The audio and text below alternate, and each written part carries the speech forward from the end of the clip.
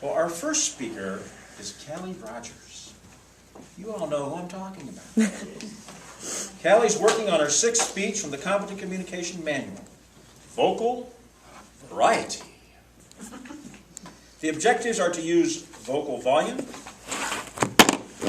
voice, volume, pitch, and rate, and quality to reflect and add meaning and interest to her message. She's also required to use pauses, vocal variety, to enhance her message. The title of her speech is 4 Steps to a Half Marathon. It's a 5 to 7 minute speech. Please help me welcome to the lectern for her 6th speech, Kallie Rogers.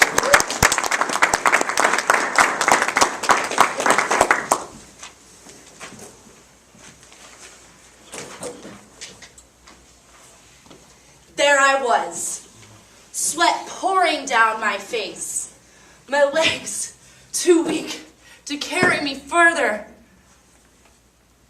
No, I'm not running for my life, though at times it did feel like it. I'm actually talking about my half marathon that I competed in Las Vegas. You know, some people say that I'm absolutely crazy to run 13.1 miles. My reply is, I'm only half crazy. The real crazy people are the ones running 26.2. Mr. Toastmaster, fellow Toastmasters, and guests, tonight I'm going to tell you about how you can be half crazy and run your first half marathon. So I'm going to go through 4 simple steps that will help you prepare for your first half marathon. Step 1. This one might come as a surprise to you, but get this. You have to run. No way. Seems pretty self-explanatory, although I wish I would have followed this a little more closely. You see, my sister and I decided about a year ago that we were going to run this half marathon. So we chose a 12-week plan of a walk-run regimen to get us ready for this half marathon. The first few weeks, we were running our hearts out. We ran 3-4 times a week, putting in lots of miles. We were on a roll. And then life took over. We went from running 4 times a week to 3 to 2 to maybe not even running at all. I ended up calling my sister at week 6 because we had to get on the ball. There was no way we were going to be ready for this half marathon. So I called her up. Jennifer, we need to get running. We only have 6 weeks to this half marathon. We need to get on the ball. Well, Kallie, I had a rough day at work and I'm already in bed for the night. It's only 6 o'clock. And I have class tomorrow and Friday's just a bad night, so maybe Sunday. What happened to Saturday? Whatever, okay, I'll see you Sunday, maybe. We didn't follow this plan too closely. I suggest that you go out and find a plan that works well for you. You can search online and there's tons of plans out there that work well with your schedule. So don't do what we did, but find a plan that works well and gets you prepared for the half marathon because trust me, it's really important for the success in your half. Step 2. After that we've trained, we need to eat. And by eating, I don't mean potato chips on your couch and McDonald's and Taco Bell. I mean eating healthy, protein-packed foods that will help you replenish your body after all this running and training. You need to put those nutrients back in so that you're prepared and your body's ready to go for your half marathon. I had a problem with this one as well.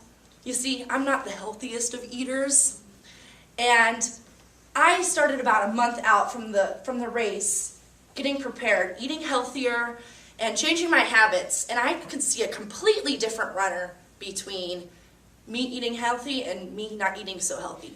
So start much, much sooner than just a month out. Step 3. Now that we've run and we've ate, it's time to sleep. Sleeping is extremely important for runners.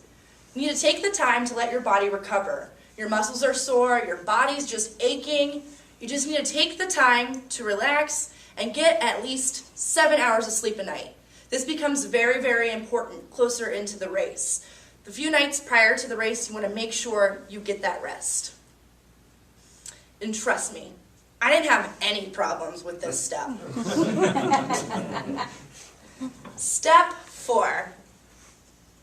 Now, since we've run and we've ate and we've slept, it's time to compete. You need to find a race that works well with your schedule. I had chose Las Vegas because investing the time and the money in doing this race really made me go after and train and eat healthy. Because if I wouldn't have invested the money and time, I probably wouldn't have ever competed. I highly suggest that you follow this step because running this half marathon was the absolute best experience of my life and the absolute worst experience of my life. There are 35,000 runners in this race in Las Vegas. It's a huge race. My adrenaline was pumping. I was so excited. I ran 7 miles without stopping. That's a huge accomplishment for me. I don't think I've ever run 2 miles without stopping.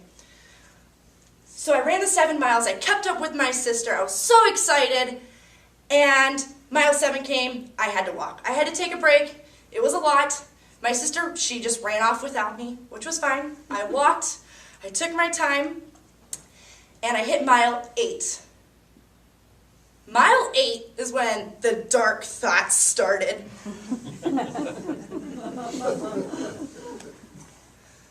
Oh my gosh, I still have 5 miles to go. I don't know how I'm going to make this. This was the worst decision of my life. I'm going to die out here. I'm going to puke. I can't breathe. I'm going to die. No one's going to find me. It was the best 5 miles of my life. Not. But in the distance, I could see it, the finish line. The whole point for running this stupid race. I can see it, and I'm almost there, and I cross it. The pride and the joy that I felt from finishing this half marathon were beyond amazing. Words cannot describe how awesome it felt to achieve such a huge accomplishment. Not only did I have that awesome pride and the awesome pride and the joy of finishing, I also received these awesome medals. So I ask you to run your first half marathon and get some awesome medals and have this amazing feeling of accomplishing something you never thought you could do. All you have to do is remember these 4 steps. And if you follow them, which I didn't do so well, you too can run a half marathon.